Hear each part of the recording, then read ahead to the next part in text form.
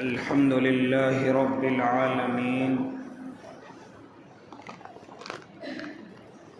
والعاقبة للمتقين والصلاة والسلام على سيد الأنبياء والمرسلين وعلى آله وأصحابه وأزواجه وذرياته أجمعين أما بعد قال النبي صلى الله عليه وسلم من تواضع لله رفعه الله صدق الله العظيم وصدق رسوله النبي الكريم ونحن على ذلك من الشاهدين والشاكرين والحمد لله رب العالمين.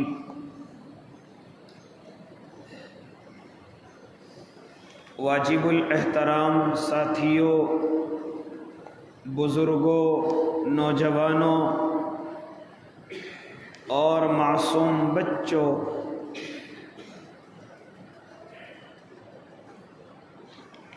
اللہ کے نبی صلی اللہ علیہ وسلم اس حدیث شریف کے اندر ارشاد فرما رہے ہیں، جو حدیث ابھی آپ حضرات کے سامنے خطبہ کریمہ کے اندر پڑھی گئی، من تواضع للہ رفعہ اللہ، جس نے اللہ کے لیے تواضع اختیار کی، اللہ نے اس کو بلند کر دیا، اللہ نے اس کو اونچا کر دیا۔ یعنی اگر انسان یہ چاہے کہ اللہ رب العزت مجھے عزتوں سے نواز دے، مجھے اونچا کر دے، تو ایسے انسان کو چاہیے کہ اپنی انا کو ختم کر دے، اپنے اندر سے تکبر کو نکال دے، اپنے آپ کو کسی بھی اعتبار سے بڑا سمجھنا بند کر دے۔ چاہے اللہ نے تجھے مال و دولت دیا ہو، حسن اور خوبصورتی دی ہو، طاقت دی ہو، کوئی عہدہ دیا ہو، لیکن ان تمام چیزوں کی وجہ سے اپنے اندر تکبر لانے کی کوشش نہ کرے، ورنہ اگر کسی بھی اعتبار سے اپنے اندر انا آ گئی، بناوٹ آ گئی، تو یہ تجھے ہلاک اور ذلیل کر دے گی۔ اس زمین پر جو سب سے بڑا اور پہلا گناہ ہوا ہے وہ یہی ہے کہ جب اللہ رب العزت نے حضرت آدم کا پتلا بنایا، ان کے اندر روح پھونکی، تو سب سے پہلے شیطان کو سجدہ کرنے کے لیے کہا کہ آپ حضرت آدم کو سجدہ کیجئے۔ اس نے اپنی عقل کو دوڑانا شروع کر دیا، اپنے آپ کو اس نے بڑا سمجھنا شروع کر دیا، یہ بھول گیا کہ جس ذات نے مجھے بنایا ہے وہی مجھے حکم کر رہی ہے، لیکن اس نے وہی عقلی باتیں دوڑانی شروع کی، اپنی زبان چلانی شروع کی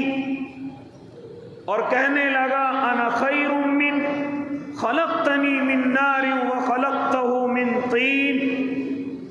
اللہ یہ تم کیا کہہ رہے ہو کہ میں اسے آدم کو سجدہ کروں، حالانکہ میں اس سے بہتر ہوں، مجھے مجھے آپ نے آگ سے پیدا کیا، اسے مٹی سے پیدا کیا۔ خلقتنی من نار، مجھے آگ سے پیدا کیا، وخلقتہ من طین، اور اس کو مٹی سے پیدا کیا۔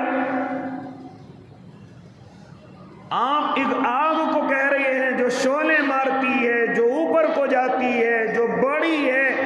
ایسی مٹی کو سجدہ کرنے کے لیے کہہ رہے ہیں۔ لہذا جب اس کی زبان سے یہ الفاظ نکلے تو میرے اللہ رب العزت کو غصہ آیا، پھر اس کو ذلیل کر دیا گیا، اس کو رسوا کر دیا گیا، راندہ درگاہ کر دیا گیا۔ جو عزتیں اس کو نواز رکھی تھی اللہ نے وہ سب چھین لی، جو فرشتوں کی سرداری تھی وہ بھی چھین لی گئی، جو جنت کے اندر مزے لے رہا تھا وہ بھی چھین کر کے اس کو وہاں سے بھگا دیا گیا۔ صرف ان لفظوں کی وجہ سے، صرف دل کے اندر گمان آنے کی وجہ سے کہ میں اس مٹی سے بہتر ہوں، وہ بھول گیا کہ اس وقت اللہ کا حکم یہ ہے کہ حضرت آدم کو سجدہ کیا جائے، ان کے سامنے جھکا جائے، اپنی عقل کو نہ دوڑایا جائے، اپنے آپ کو اچھا نہ سمجھا جائے، اپنے آپ کو بہتر نہ سمجھا جائے۔ لہذا تو اس آدم کو سجدہ کر، لیکن اس کے اندر تکبر آ گیا، اس کے اندر بناوٹ آ گئی، وہ اپنے آپ کو بڑا سمجھنے لگا کہ میں تو فرشتوں کا سردار، لیکن تجھے سردار بنایا کس نے؟ وہ سمجھنے لگا میں آگ سے تیار کیا ہوا، لیکن وہ بھول گیا تجھے آگ سے بنایا کس نے۔ لہذا وہ سب کچھ بھول گیا کہ میں بنا کہاں سے، اور اللہ کی حکم عدولی کی راندہ درگاہ ہو گیا، آج تک ذلیل ہے اور قیامت تک ذلیل رہے گا۔ قیامت کے بعد بھی اوندھے منہ جہنم کے اندر ڈال دیا جائے گا۔ لہذا او اللہ کے نیک بندو،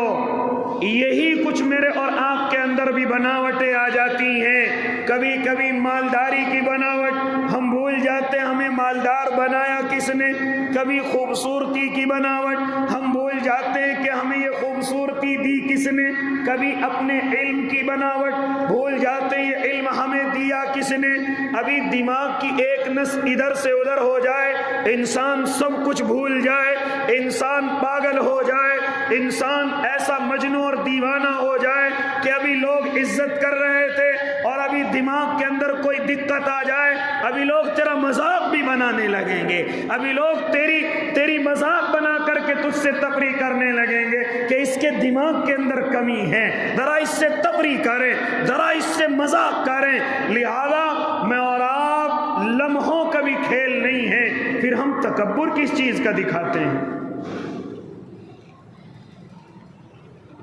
کبھی علم کی بناوٹ، کبھی طاقت کی بناوٹ، کبھی نماز کی بناوٹ، کبھی روزے کی بناوٹ، کبھی اسی طریقے سے اللہ کے راستے میں خرچ کرنے کی بناوٹ، غریبوں کو ذرا سا خرچ کر رہے ہیں اس کی بناوٹ۔ لہذا آج میرے اور آپ کے اندر یہاں تک کہ برادریوں کی بناوٹ، یہاں تک کہ میرے اور آپ کے اندر ذرا سا کاروبار چل جائے اس کی بناوٹ، لہجے بدل جاتے ہیں، باتیں کرنے کے انداز بدل جاتے ہیں، چلنے کے انداز بدل جاتے ہیں، اور یہ بھول جاتے ہیں کہ میرا اللہ جو یہ تجھے سب کچھ دے رکھا ہے، ایک سیکنڈ کا بھی کھیل نہیں، ابھی جس چیز کی وجہ سے تو بناوٹ کر رہا ہے یہ چیز تیری ذلت کے اندر بھی بدل سکتی ہے۔ اسی لیے تو فرمایا گیا او اللہ کے نیک بندو، ہمیشہ اللہ کا شکر ادا کرتے رہو جو اللہ نے آپ کو دیا ہے، ہمیشہ اللہ کی مخلوق کی قدر کرتے رہو، اللہ کی مخلوق کے سامنے بڑا بننے کی کوشش نہ کرو، خاص طور سے اپنے الفاظوں کو سنبھال کر کے رکھو، خاص طور سے اپنے الفاظوں کو ذرا دھیان سے نکالنے کی اپنی زبان سے کوشش کرو کہ یہ کسی کے دل کو ٹھیس نہ پہنچا دیں، یہ کسی کے دل کو تکلیف نہ پہنچا دیں، اور اس کی زبان سے کوئی ایسا بد دعا کا لفظ نہ نکل جائے جو تیری ذلت کا ذریعہ بن جائے، تیری بربادی کا ذریعہ بن جائے۔ اسی لیے فرماتے میرے اور آپ کے آقا کہ جس نے اپنے آپ کو لوگوں سے کم تر سمجھا، جس نے اپنے آپ کو لوگوں سے کم سمجھا، لہذا اللہ نے اس کو بڑی بلندی عطا کی، اللہ نے اسی لیے بزرگوں کے تعلق سے ذرا آپ بڑے بڑے بزرگوں کے قصے اٹھائیے، ذرا آپ بڑے بڑے بزرگوں کی کارگزاری سنیے۔ او اللہ کے نیک بندو، اللہ نے ان کو اتنا بڑا کیوں بنایا؟ اللہ نے آج وہ دنیا سے چلے گئے، لیکن آج بھی ہمارے دلوں میں اولیاء اللہ موجود ہیں، آج بھی ہمارے دلوں میں بڑے بڑے علماء موجود ہیں۔ جانتے ہو ان کی وجہ کیا ہے؟ ان کی وجہ یہ ہے کہ جب تک وہ اس دنیا کے اندر رہے، اپنے آپ کو انہوں نے بڑا نہیں سمجھا، اپنے آپ کو ہر کس و ناقص سے چھوٹا سمجھا ہے۔ لہذا آؤ تمہیں لے کر کے چلوں حضرت اقدس حضرت مولانا اشرف علی تھانوی رحمت اللہ علیہ، اللہ ان کی قبر پر کروڑوں رحمتیں نازل کر دینا۔ ان کے دو مرید ہیں، حضرت مفتی حسن رحمت اللہ علیہ، حضرت مولانا خیر محمد رحمت اللہ علیہ، دونوں کے دونوں۔ حضرت مولانا خیر محمد کہتے ہیں، او مفتی حسن، جانتے ہو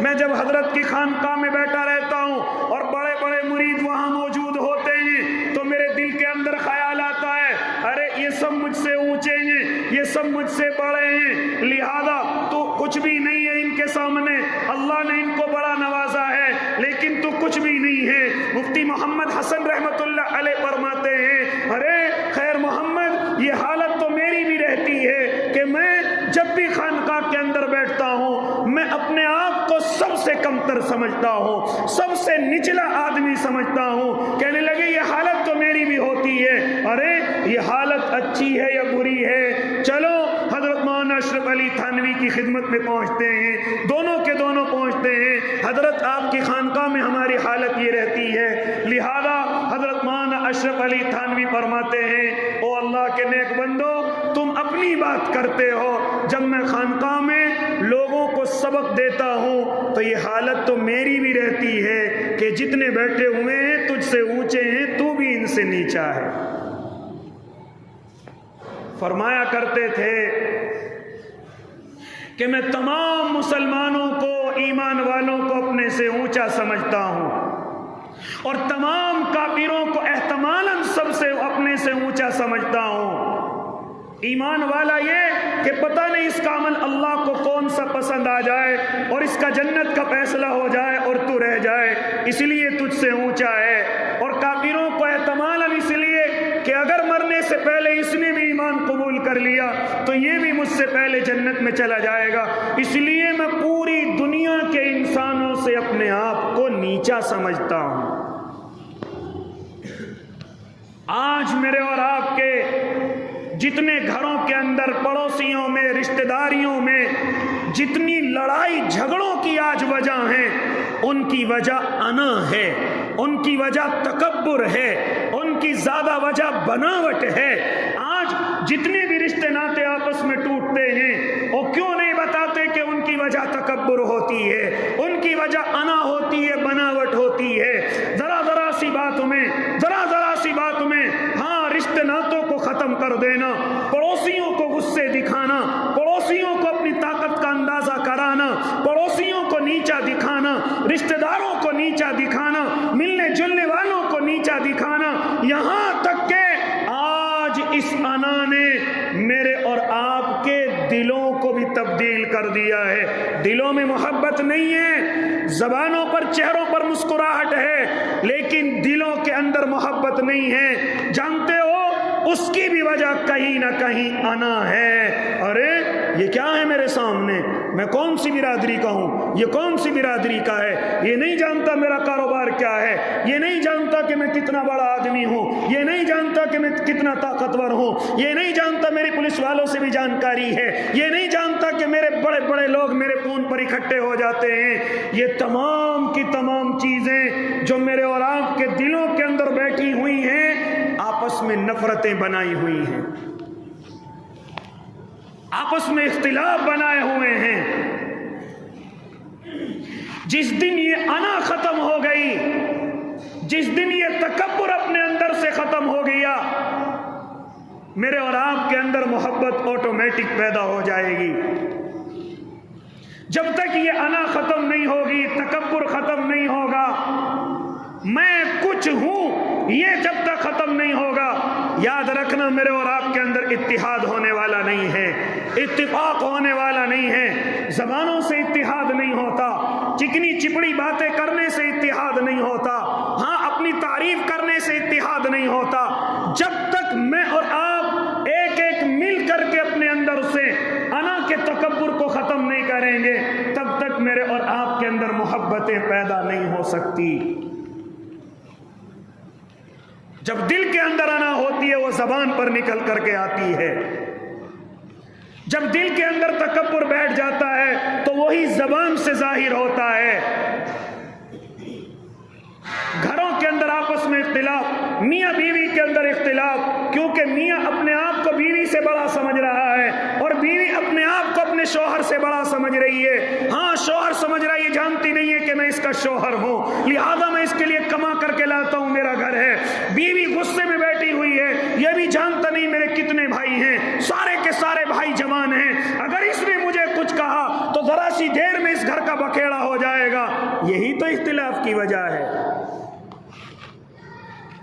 अगर शौहर अपने आप को छोटा समझ ले, बीवी भी अपने आप को छोटा समझ ले, और जरा बताओ कभी उनके अंदर लड़ाई हो सकती है? इसी तरीके से आपस में भाई भाई एक दूसरे से इख्तिलाफ किए हुए हैं। हाँ, किसी के अंदर ताकत का घमंड है, वो अपने दूसरे भाई से अपने आप को बड़ा समझ रहा है। किसी के अंदर पैसे का घमंड है, वो अपने दूसरे भाई से अपने आप को बड़ा समझ रहा है, इसलिए वो बड़ाई आपस में एक दूसरे से बात नहीं करने दे रही है। लिहाजा दिल के अंदर आता है, अगर मैंने पहले इससे बात कर ली तो तेरी बेइज्जती हो जाएगी, अगर तूने इससे पहले सलाम कर लिया तेरी इज्जत मिट्टी में मिल जाएगी। यही तो अना है मेरे और आपके अंदर, जो मुझे और आपको कभी मोहब्बत से एक जगह रहने नहीं दे रही है। एक घर के अंदर नहीं रह सकते मैं और आप, तो एक घर के अंदर जब नहीं रह सकते तो मोहल्ले में कैसे मोहब्बत से रह सकते हैं, जब एक दूसरा अपने आप को बड़ा समझ रहा है। किसी के पास है तो उसको ये तकब्बुर है कि तेरे पास है, ये सब पड़ोसी तेरे सामने क्या हैं। लिहाजा अगर किसी के पास नहीं है, वो ये समझ रहा है कि जानता नहीं है मेरे बाप के पास कितनी ज़मीन थी, मेरे दादा के पास कितनी ज़मीन थी, ये अभी मुझे पहचानता नहीं है। ये तमाम चीज़ें मुझे और आपको आपस में इख्तिलाफ बनाए हुए हैं। इसीलिए ओ अल्लाह के नेक बंदो, क्या फरमाते हैं मेरे और आपके आका, अगर वाकई में तुम बड़ा बनना चाहते हो, अगर वाकई में इस दुनिया को कुछ देना चाहते हो, ये दुनिया तुमसे फायदा उठाए, इस तरीके का इंसान बनना चाहते हो, तो सबसे पहले अपने आप को मिटाने की कोशिश करो। ये जो तुम्हारी ज़बानें बनावट की वजह से चलती हैं, कुछ नहीं कर सकते, तुम्हारे अंदर ये तकब्बुर की अलामत है, किसी को फायदा नहीं पहुंचा सकते। और मुतकब्बिर की अलामत ये बतलाई है कि मुतकब्बिर इस तरह का होता है कि जैसे कोई पहाड़ पर खड़ा हुआ है और जितने नीचे चल रहे हैं वो सब उसको छोटे दिखाई दे रहे हैं, हालांकि वो नहीं जानता कि खाली यही छोटे नहीं दिखाई दे रहे। अगर तू उनकी जगह खड़ा होकर के पहाड़ की तरफ देखे तो तू उनसे भी ज्यादा छोटा नजर आएगा, तो उनसे भी ज्यादा छोटा नजर आएगा। लेकिन वो भूल जाता है, वो पहाड़ से नीचे चलने वालों को सबको छोटा समझ रहा है। यही तकब्बुर वाले की निशानी होती है कि वो अपने सामने सबको छोटा समझ रहा है। इसीलिए मैं और आप इस दुनिया को कोई फायदा नहीं पहुंचा पा रहे हैं, मैं और आप अल्लाह की मखलूक को कोई फायदा नहीं पहुंचा रहे हैं। इसलिए मुझसे न मेरे घर वाले खुश हैं, न मुझसे मेरे पड़ोसी खुश हैं, न मुझसे मेरे रिश्तेदार खुश हैं, न मुझसे मेरे मिलने जुलने वाले खुश हैं। जानते हो वजह क्या है? वजह यह है कि मेरे अंदर बनावट आ चुकी है, मेरे अंदर अना का तकब्बुर पैदा हो चुका है, मैंने अपने आप को कुछ समझ लिया है। लिहाजा इसी वजह से मेरी कोई कदर और इज्जत करने वाला नहीं है, क्योंकि मैं समझ रहा हूं मैं कुछ बन चुका हूं, इसीलिए शोर मचा रहा हूं। हमारे बड़े बुजुर्ग एक मिसाल और देते हैं कि जब किसी हांडी के अंदर चावल पकते रहते हैं और चावलों के अंदर जब खद्दा आना शुरू हो जाता है तो वो बड़ा शोर मचाते हैं, वो बड़ा शोर मचाते हैं। अगर उनको खोल करके देखा जाए तो एक दूसरे से लग करके वो शोर मचा रहे हैं। आपने देखा होगा, ओ अल्लाह के नेक बंदो, اس کی مثال یہ ہے کہ ابھی یہ چاول اکڑ میں ہیں، ابھی ان کا کوئی فائدہ نہیں ہے، ابھی اگر اس حالت میں ان کو کھایا جائے گا یہ نقصان پہنچائیں گے، یہ پیٹ کے اندر درد بھی کر سکتے ہیں، ان کے اندر کوئی خوشبو بھی ابھی پیدا نہیں ہوئی ہے، لہذا ابھی یہ چاول نامکمل ہیں، یہ کھانے کے لائق نہیں ہیں۔ ابھی جب ذرا سے پک کر کے جب یہ نرم ہو جائیں گے آپ آگ کو بند کر دیں گے، پھر اس کے بعد یہ کوئی شور نہیں مچائیں گے، پھر ان کو دم میں آنے کے لیے رکھ دیا جائے گا۔ جب ان کا دم مکمل نکل جائے گا، جب آپ ڈھکن کو کھولیں گے تو وہ چاول بڑے ملائم ہو چکے ہوں گے، ان کی خوشبو پورے کمرے کے اندر پھیل چکی ہوگی، کیونکہ وہ مٹ چکے ہیں، وہ اپنے آپ کو آگ کے ذریعے سے ختم کر چکے ہیں۔ اگر اب ان کو کھاؤ گے تو لذت آئے گی، ان میں سے خوشبو پیدا ہوگی، کیونکہ چاول اپنے آپ کو مٹا چکے ہیں، ختم کر چکے ہیں۔ اسی طریقے سے وہ اللہ کے نیک بندو، جتنے لوگ اپنی انا کا شور مچاتے ہیں سمجھ لینا ابھی نامکمل ہیں، اپنی مالداری کا شور مچا رہے ہیں سمجھ لو نامکمل ہیں، اپنے پیسے کی بناوٹ دکھلا رہے ہیں سمجھ لو نامکمل ہیں، اپنی زبان سے اکڑ کی باتیں کرتے ہیں سمجھ لو نامکمل ہیں۔ جس دن مکمل ہو جائیں گے اس دن ان کی زبان خود بخود اپنی اوقات میں آ جائے گی، نرم لہجہ ہوگا، نرم گفتگو ہوگی۔ جب ان کی نرم گفتگو ہوگی تو ان کی خوشبو دور تک پہنچے گی اور ان سے لوگ فائدہ بھی اٹھائیں گے۔ یہ حال میرا اور آپ کا ہو چکا ہے کہ ہم جب شور مچاتے ہیں تو سمجھ لو نامکمل ہیں، ابھی ہم سے کوئی فائدہ نہیں اٹھایا جا سکتا، ابھی اور ضرورت ہے آگ پر پکنے کی،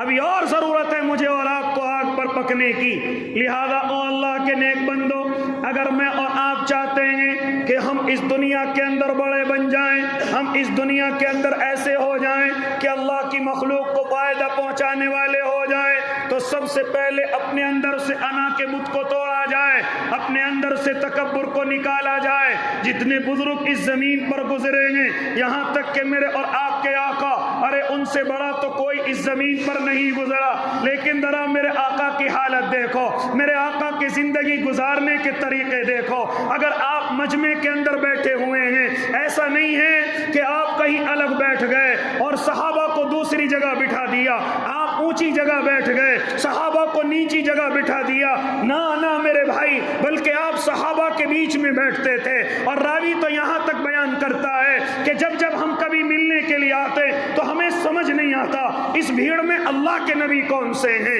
اس بھیڑ میں ہمارے محبوب کون سے ہیں۔ کبھی ہم سمجھتے کہ حضرت ابو بکر ہیں، کبھی ہم سمجھتے حضرت دہیہ کلبی ہیں، کبھی ہم کسی اور صحابی کو سمجھتے، کیونکہ اللہ کے نبی کے چاروں طرف صحابہ بیٹھے ہوئے ہوتے تھے۔ ایسا نہیں کہ ایسے میرے آقا بیچ میں بیٹھے ہوئے ہیں اور صحابہ ان کے سامنے اس طریقے سے بیٹھے ہوئے ہیں کہ جیسے استاد اور شاگرد بیٹھے ہوئے ہوں۔ نہ میرے بھائی، آپس میں مل کر کے ایسے بیٹھتے تھے کہ آنے والے کو معلوم ہی نہیں ہوتا تھا ان میں اللہ کے نبی کون سے ہیں۔ جب میرے آقا بات کرتے بھیڑ ہو جاتی، صحابہ عرض کرتے اللہ کے نبی آواز آنے میں دشواری ہو رہی ہے، ذرا ہم آپ کے لیے اونچی جگہ کا انتظام کر دیں۔ صرف اس وجہ سے نہیں کہ بناوٹ ہے، اس وجہ سے کہ اللہ کے نبی آپ کی باتوں سے ہم فائدہ اٹھا لیں۔ تب ایک چوکی سی بنائی، ایک منبر سا بنایا، اللہ کے نبی کو صحابہ اس پر بٹھا دیا کرتے۔ اللہ کے نبی اب فرمائیں اب آپ کی آواز ہم تک آ رہی ہے، اسی لیے میرا بیٹھنا یہاں اور آپ کا بیٹھنا وہاں، اسی لیے میرے آقا سے ثابت ہے تاکہ آپ تک آواز پہنچ جائے۔ یہ بناوٹ کی علامت نہیں ہے، یہ تکبر کی علامت نہیں ہے، یہ صرف آپ کو آسانی پہنچ جائے آواز کی۔ لہذا او اللہ کے نیک بندو، اسی طریقے سے میرے اور آپ کے آقا جب بیٹھے ہوئے ہیں، صحابہ ساتھ بیٹھے ہوئے ہیں، اب آنے والا مہمان آ رہا ہے لیکن نہیں پہچان رہا ہے، چنانچہ حضرت ابو بکر فوراً اٹھ جایا کرتے اور اٹھ کر کے کوئی ایک کپڑا لے کر اللہ کے نبی کے سر کے اوپر اس طرح کر دیا کرتے تھے، حالانکہ میرے آقا کو معلوم نہ ہوتا تھا۔ حضرت ابو بکر کی نیت یہ ہوتی تھی کہ شاید آنے والا سمجھ جائے کہ ان میں کوئی اللہ کا نبی نہیں ہے، بلکہ اس کپڑے کے نیچے جو بیٹھے ہوئے ہیں وہ اللہ کے نبی ہیں، آنے والے کو دقت نہ ہو، دشواری نہ ہو۔ اسی طریقے سے جب آپ راستے کے اندر چلتے تھے، آپ جب راستے کے اندر سفر کرتے تھے تو اس طریقے سے نہیں کہ آپ سب سے آگے ہیں اور صحابہ آپ کے پیچھے پیچھے ہیں، نہ میرے بھائی، یہ میرے آقا کا طریقہ نہیں ہے جو آج میرے اور آپ کے اندر بھی تیزی کے ساتھ بڑھتا جا رہا ہے کہ اگر ہمیں اللہ نے ذرا سا بڑا بنا دیا تو ہم آگے چلنے کی کوشش کرتے ہیں اور تمام لوگوں کو پیچھے چلانے کی کوشش کرتے ہیں تاکہ لوگوں کے اندر میری بڑائی کا احساس ہو، میری بناوٹ کا احساس ہو۔ لہذا میرے اور آپ کے آقا کچھ صحابہ کو اپنے سیدھے ہاتھ پر، کچھ صحابہ کو اپنے الٹے ہاتھ پر، کچھ صحابہ کو اپنے آگے اور کچھ صحابہ کو اپنے پیچھے، تاکہ کسی کو یہ احساس نہ ہو کہ ان میں اللہ کے نبی ہیں کون سے۔ آج میں اور آپ اگر 3-4 کے ساتھ بھی جا رہے ہوں تو چاروں ایک دوسرے سے آگے نکلنے کی کوشش کرتے ہیں، چاروں ایک دوسرے سے آگے بڑھنے کی کوشش کرتے ہیں۔ یہ سب کیا ہے میرے بھائی؟ یہ سب تکبر کی علامتیں ہیں، یہ سب بناوٹ کی علامتیں ہیں، اور جب تک یہ چیز ختم نہیں ہوگی اللہ کے نیک بندو، کوئی بھی فائدہ مجھ سے اور آپ سے کسی کو نہیں پہنچ سکتا۔ اگر میں اور آپ فائدہ پہنچانا چاہتے ہیں اللہ کی مخلوق کو، اگر ہم چاہتے ہیں کہ جو نعمت اللہ نے ہمیں دے رکھی ہے تو اس پر اترانے کی ضرورت نہیں، بلکہ اس کا شکریہ ادا کرنے کی ضرورت ہے، اس کو زبان سے ظاہر کرنے کی ضرورت نہیں۔ اگر اللہ نے آپ کا کاروبار چلا دیا تو اس کو زبان سے نکالنے کی ضرورت نہیں۔ اگر اللہ نے آپ کو کوئی بھی نعمت دے رکھی ہے اس کو زبان پر تکبر کے انداز میں لانے کی ضرورت نہیں، ورنہ میرا اللہ صبح کو اگر مالدار بنانا جانتا ہے تو شام کو بھکاری بھی بنانا جانتا ہے، اور میرا اللہ نے ایسا کیا ہے۔ لہذا او اللہ کے نیک بندو، آج میرے اور آپ کے اندر بہت ساری جہاں بگاڑ کی وجوہات ہیں، ان میں سے سب سے بڑی وجہ یہ ہے کہ ہمارے اندر انا آ چکی ہے، ہمارے اندر تکبر آ چکا ہے۔ آج ہمارے شہروں کے اندر، ہماری گلیوں اور محلوں کے اندر جانتے ہو اتحاد کیوں نہیں ہو پاتا، اتفاق کیوں نہیں ہو پاتا؟ جہاں اس کی اور وجوہات ہو سکتی ہیں، میں تو اس نتیجے پر پہنچا ہوں کہ آج ہمارے اندر اختلاف کی وجہ میری اور آپ کی انا ہے اور تکبر ہے۔ ہر برادری والا اپنے آپ کو دوسرے سے بڑا سمجھ رہا ہے، کیا نہیں ایسا؟ اور بتلاتے کیوں نہیں اللہ کے نیک بندو؟ یہی تو اختلاف کی وجہ ہے۔ آج اگر کسی سے کوئی غلطی، کوئی مباحثہ ہو جائے تو آدمی چپ ہونے کے لیے تیار نہیں، اگر چپ ہو گیا تو اس کی نظروں میں گر جاؤں گا، اگر چپ ہو گیا تو یہ میری بے عزتی کرے گا، اگر میں چپ ہو گیا تو میری مذاق اڑائے گا، اس لیے اگر اس نے 2 لفظ کہے ہیں میں اس کو 4 جب تک نہ کہہ دوں مجھے سکون نہیں ملے گا۔ اسی لیے آج یہ بات چیت آپس کی جب آگے بڑھ جاتی ہے پھر نقصان تک پہنچتی ہے، پھر لڑائی اور جھگڑوں تک پہنچتی ہے، اور پھر یہی انا کسی کی جان تک لے لیتی ہے، کسی انسان کو اس دنیا سے رخصت کرا دیتی ہے۔ لہذا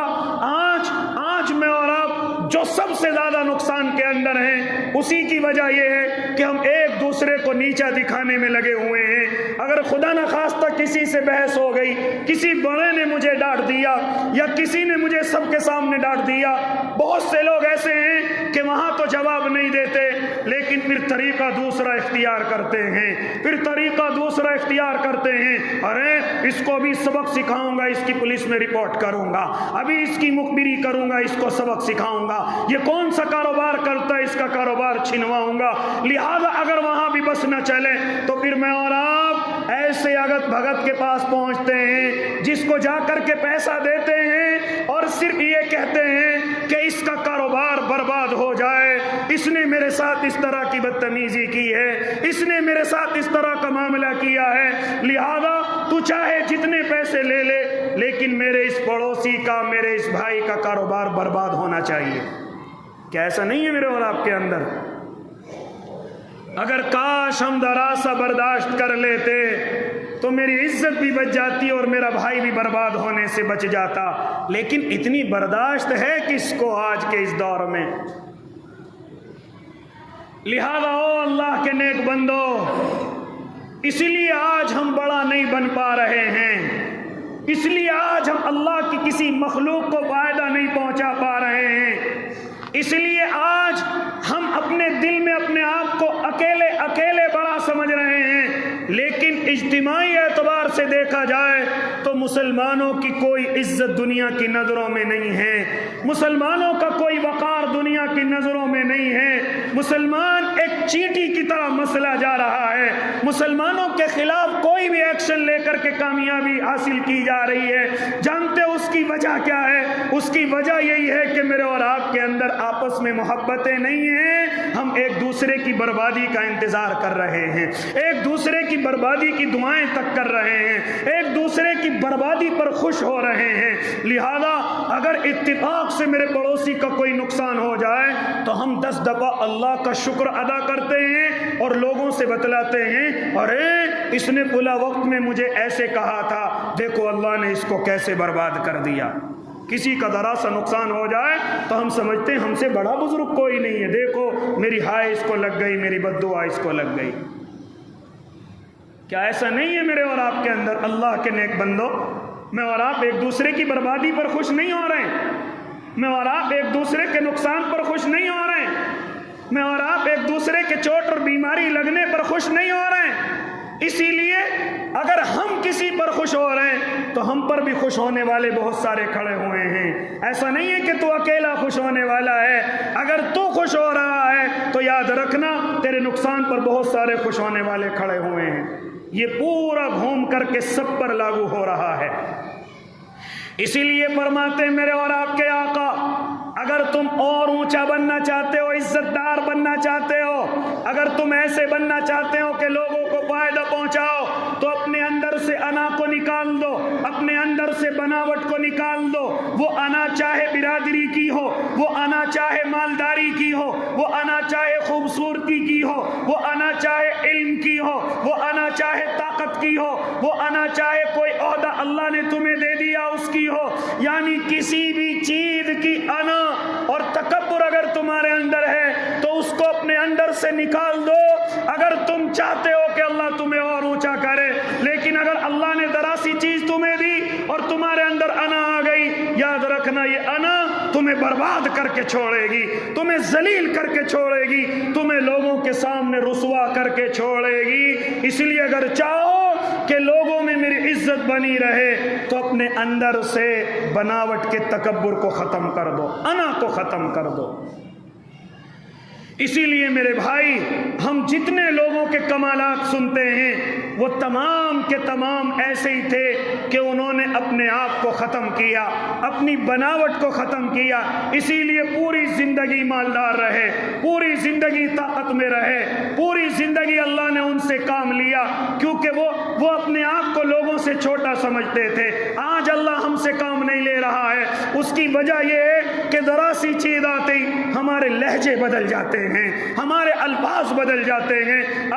ابھی اگر میرا کوئی مکان بن گیا اور میں نے ایک منزل پر کرایہ دار رکھ لیا اور دوسری منزل پر میں رہنے لگا، اب میرا لہجہ بدل گیا، کرایہ داروں سے بات کرنے کے لہجے بدل جاتے ہیں۔ میں اور آپ ایسا لگتا ہے جیسے کرایہ دار انسان ہی نہیں ہے، ایسے لگتا ہے جیسے کرایہ دار ہمارے نوکر ہیں، ہمارے غلام ہیں، ہمارے الفاظ بدل جاتے ہیں۔ ہم کہتے ہیں ارے کتنا پانی بکھیر دیا، شرم نہیں آتی ان کرایہ داروں کو، وقت پر کرایہ نہیں دیتے، شرم نہیں آتی ان بھکاریوں کو، ارے ان کے بچوں نے جگہ جگہ استنجا کر دیا، شرم نہیں آتی میرا گھر خراب کر دیا۔ او اللہ کے نیک بندے، یاد کر اپنی اوقات کو کہ جب تو شہر کے اندر آیا تھا شاید تو نے بھی کچھ وقت کرائے کی زمین پر گزارا تھا۔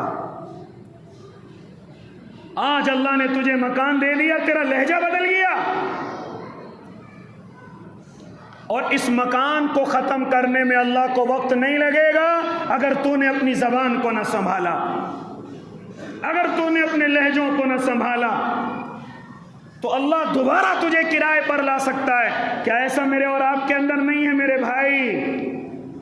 یہاں تک کہ کسی گلی میں 1-2 کرایہ دار رہتے ہیں، پوری گلی ان پر ایسے ٹوٹ کر کے برستی ہے گویا کہ انسان ہی نہیں ہے، گویا کہ بیچارے ان کے پاس کچھ ہے ہی نہیں۔ اس لیے او اللہ کے نیک بندو، اگر اللہ تمہیں کچھ دے دے تو اپنی زبان کو کنٹرول کے اندر رکھو، اپنے لہجوں کو کنٹرول کے اندر رکھو، کیونکہ میرا اللہ ان اکڑوں کو پسند نہیں کرتا، ان لہجوں کو پسند نہیں کرتا، اور میرے اللہ کو جب کسی کا لہجہ ناپسند آ جائے تو وہ آسمان سے زمین پر پھینکنے میں دیر نہیں کرتا۔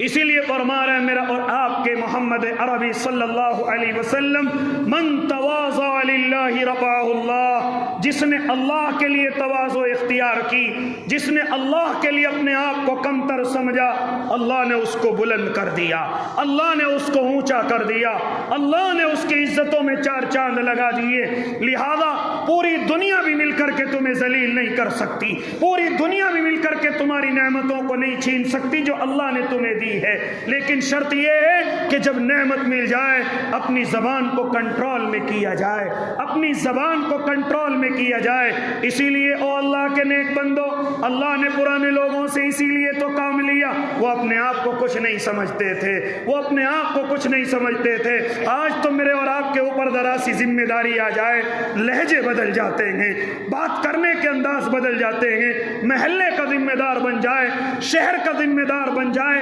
ابھی یہ ذمہ دار لوگوں کی خوشامد کر رہا تھا، لیکن جیسے کامیاب ہوا، جیسے اللہ نے اس کو کوئی عہدہ دیا، فوراً اس کا لہجہ بدل گیا۔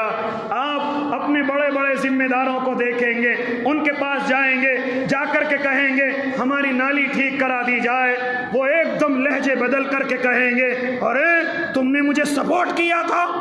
کون آیا ہے لائٹ کے لیے، کون آیا ہے نالی کھرنجوں کے لیے، کون آیا ہے؟ اللہ کے نیک بندو، ان کے لہجے بدل جاتے ہیں۔ جانتے ہو وجہ کیا ہے؟ وجہ یہ ہے کہ اللہ نے ذرا سی نعمت دی ہے، اس نعمت کے ملتے ہی ان کے انداز بدل گئے ہیں۔ یاد رکھنا، اگر انداز ٹھیک نہ ہوئے تو پھر 2-4 سالوں کے بعد یہ عہدہ ختم ہونے والا ہے اور پھر زندگی بھر دوبارہ نہیں ملے گا۔ اس لیے اگر اللہ تمہیں کچھ بنا دے تو سب سے پہلے اپنی زبانوں کو صحیح کرو، سب سے پہلے اپنے انداز کو صحیح کرو۔ اسی لیے بزرگوں سے اللہ رب العزت نے اتنے بڑے بڑے اور اونچے کام لیے ہیں، کیونکہ انہوں نے اپنے آپ کو ختم کیا ہے، اپنے آپ کو انہوں نے ختم کیا۔ اور اللہ کے نیک بندو، آپ نے نام سنا ہوگا، آخری گفتگو کرنے لگا، آپ نے نام سنا ہوگا حضرت مولانا قاسم نانوتوی رحمۃ اللہ علیہ۔ جانتے ہو کتنے بڑے اللہ کے ولی، کتنے بڑے عالم گزرے ہیں؟ ہاں وہی مولانا قاسم کہ جنہوں نے دارالعلوم کی بنیاد رکھی ہے، لیکن تواضع کیسی؟ تواضع ایسی کہ ہر وقت ایک لنگی اور اپنے بدن پر ایک کرتا، حالانکہ انگریز نے شوٹ آؤٹ کے آرڈر دے دیے، گرفتاری کے وارنٹ نکال دیے کہ ان کو گرفتار کر لیا جائے، کہیں ملے شوٹ کر دیا جائے۔ جیسے ہی پولیس والا معلوم کرتا کرتا چھتا مسجد کے اندر پہنچا، دیکھا کہ ایک لنگی بنیان میں کوئی مسجد کی صفائی کر رہا ہے۔ آنے والے پولیس والے نے معلوم کیا، او ادھر آ صفائی کرنے والے، ذرا ادھر آ ہمارے پاس، تو نے مولانا قاسم کو دیکھا ہے، مولانا قاسم کو جانتا ہے۔ وہ ذرا سا ہٹ کر کے ادھر ہو گئے، کہنے لگے ابھی تو یہیں کھڑے ہوئے تھے، ابھی یہیں پر موجود تھے، جھوٹ بھی نہیں، کیونکہ وہ صفائی کرنے والا کوئی اور نہیں، حضرت مولانا قاسم نانوتوی رحمۃ اللہ علیہ ہی تھے۔ جب اتنا اپنے آپ کو کھپایا، اب اس کھپانے میں جب انہوں نے ایک اینٹ اللہ کے نام پر رکھی، جس کو آج دنیا دارالعلوم دیوبند کے نام سے جانتی ہے، اور اللہ کے نیک بندو، پھر اللہ ایسے اونچے اونچے کام لیتا ہے کہ پوری دنیا کے اندر نام روشن کر دیا گیا، پوری دنیا کے اندر فیض پہنچ گیا۔ اور آج ہمارے پاس کچھ بھی نہیں ہے، لیکن ہمارے لہجے کیا ہوتے ہیں، ہمارے چلنے کے انداز کیا ہوتے ہیں۔ اس لیے ہم سے